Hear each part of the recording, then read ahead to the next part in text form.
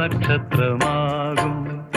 അതു കണ്ടാൽ കരളിൽ കൊണ്ടാൽ ഏതു പകലും രാത്രിയാകും.